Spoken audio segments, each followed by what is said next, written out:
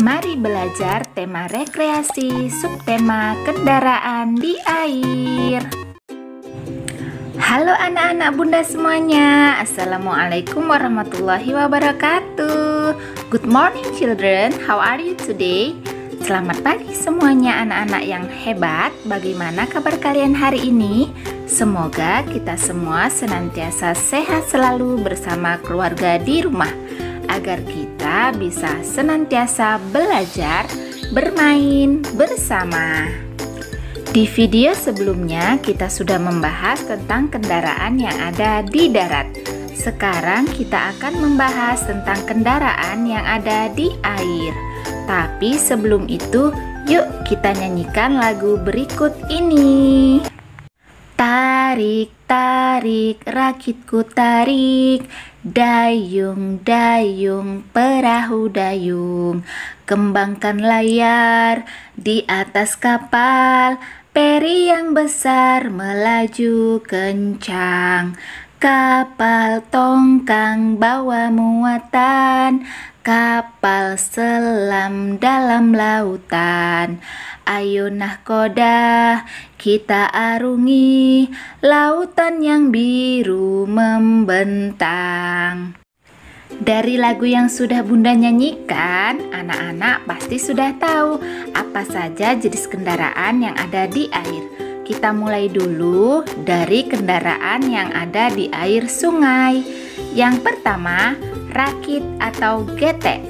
Rakit adalah kendaraan sungai yang bentuknya datar, tidak memiliki lambung seperti kapal, terbuat dari susunan bambu atau kayu, dan dijalankan dengan menggunakan tali yang ditarik atau kayu panjang yang didorong. Rakit biasanya hanya digunakan untuk menyeberang dari satu sisi sungai ke sisi sungai yang lainnya. Yang kedua, sampan. Sampan adalah kendaraan sungai untuk jarak dekat dengan menggunakan dayung. Sampan mirip dengan perahu, tapi dasarnya lebih datar dan hanya bisa mengangkut 2-8 orang. 3. Perahu. Perahu adalah kendaraan sederhana yang memiliki lambung. Perahu terbagi 4 ya anak-anak. Ada perahu dayung, ada perahu layar, ada juga yang menggunakan baling-baling atau mesin jet air yang kecepatannya lebih kencang dibandingkan dengan perahu dayung atau perahu layar. 4. Kapal layar. Kapal ini lebih besar ukurannya dari perahu. Kapal layar memiliki layar lebih dari 2 dan ukurannya sangat lebar. Ada kapal Indonesia yang terkenal di dunia, namanya kapal pinisi. Ini kapal asli buatan Indonesia ya, kita wajib bangga. Kapal layar biasanya digunakan untuk berwisata dengan jarak yang jauh atau dari satu tempat, satu pulau ke pulau yang lain. 5. Kapal peri. Kapal peri yang besar dapat mengangkut penumpang dan juga kendaraan. Kapal peri ditujukan untuk menyeberang jarak yang jauh. Yang keenam, kapal pesiar. Kapal pesiar ini sangat mewah dengan fasilitas yang lengkap. Biasanya digunakan untuk berwisata dengan rute yang panjang atau jauh. 7. Kapal kargo. Kapal kargo tidak digunakan untuk mengangkat penumpang ya anak-anak.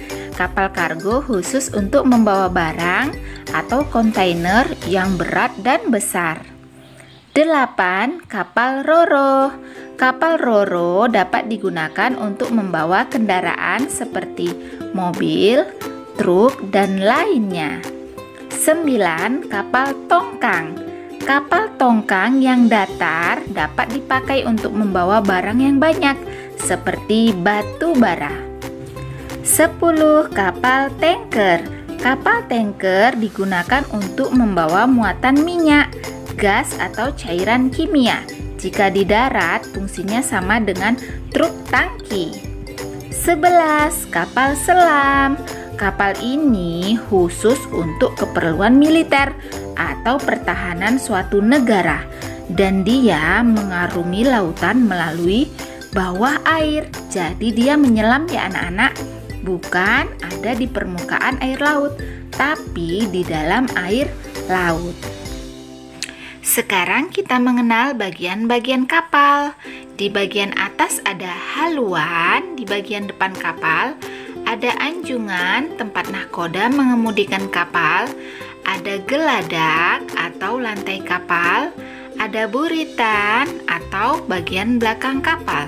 Di bagian bawah ada daun kemudi untuk membelokkan kapal, ada propeller untuk memutar mesin atau baling-baling, ada lunas atau dasar kapal, ada lambung atau badan kapal yang berfungsi untuk mengapungkan kapal agar tidak tenggelam, dan ada jangkar. Nah, anak-anak, biasanya kapal dikemudikan oleh nahkoda dan dia berlabuh atau bersandar di pelabuhan. Nah, anak-anak, itu tadi beberapa kendaraan air yang bisa Bunda perkenalkan. Semoga anak-anak dapat mengingatnya ya. Sampai berjumpa lagi di video berikutnya dengan subtema kendaraan yang ada di udara. Sampai berjumpa lagi anak-anak hebat. Assalamualaikum warahmatullahi wabarakatuh. Bye-bye.